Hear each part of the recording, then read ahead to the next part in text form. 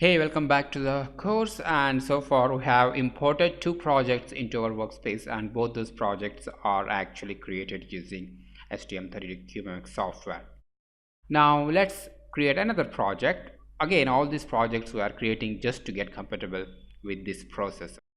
And in the later part of the course, we don't actually use CubeMX software, and we are going to write every piece of code from scratch. Now in this project, what we're going to do is we are going to add button support to our project.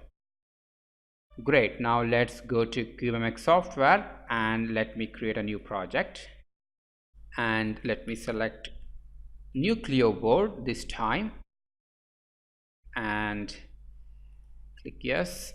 So now let me give the name for the project. Let's say 003 button.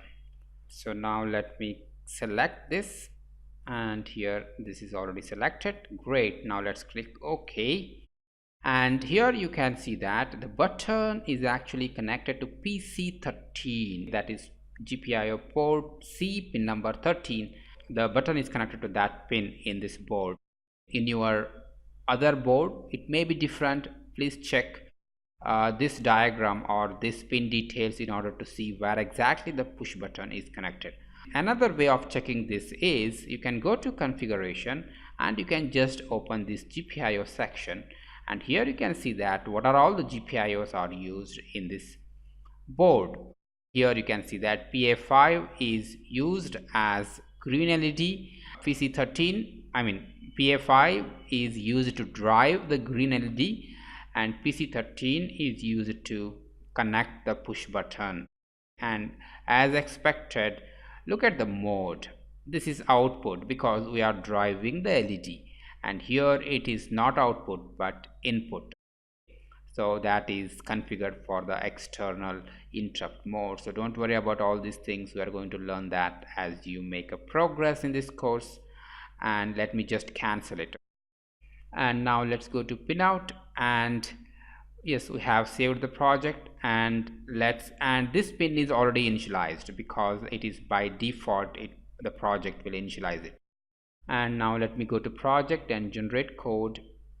Alright, let's close this and let me go to Eclipse, and let's once again import the project from here, isn't it? So button is there, let's import it. Awesome, we have imported it.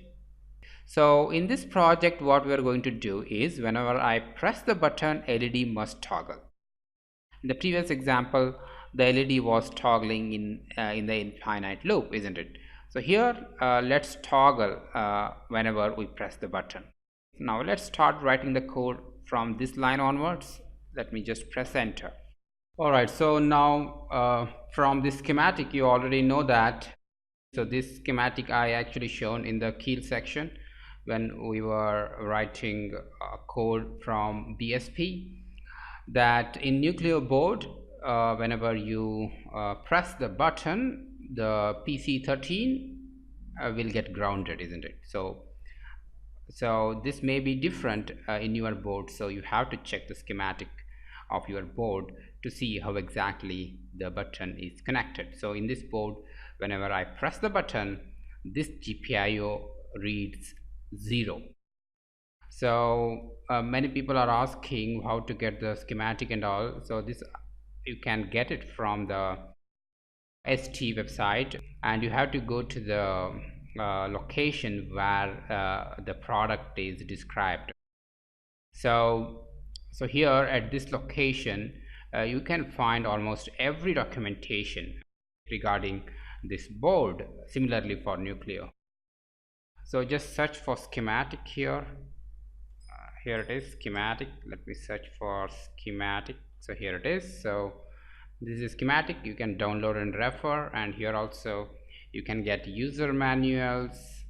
So here is the user manuals, schematic. So here it is, so you can download and you can refer that. Alright, so now let's go back to our main program, main.c of button, and here whenever I press button the LED should toggle.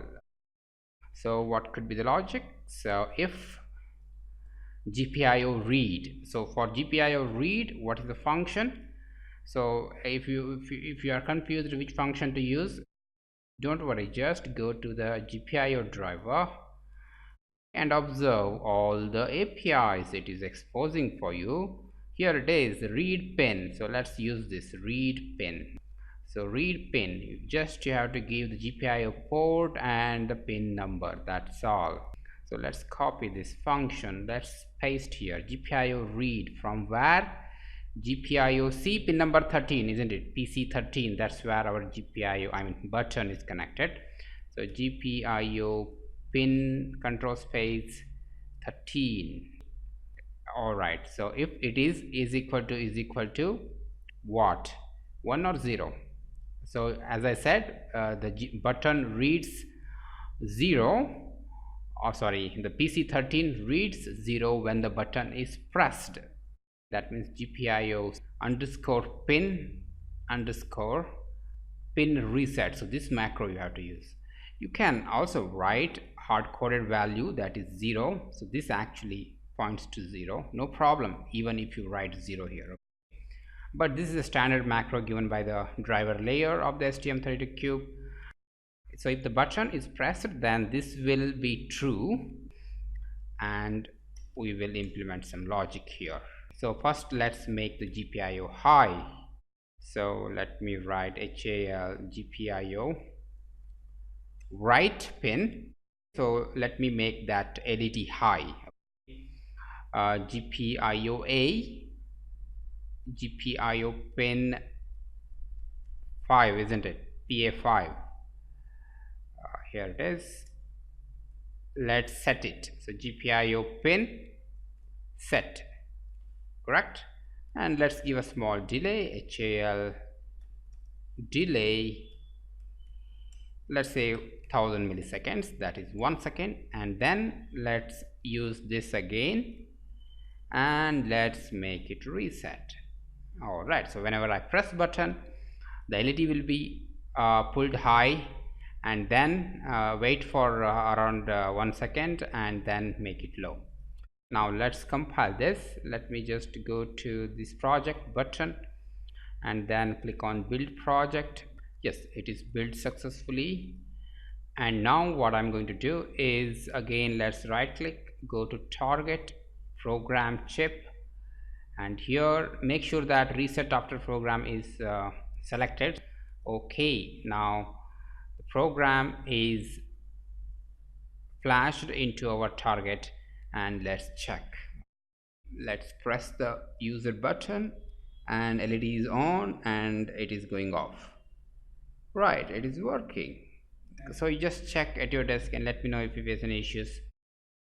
And if you are using discovery board, then these port numbers may be different, so you have to check in your CubeMX window over here.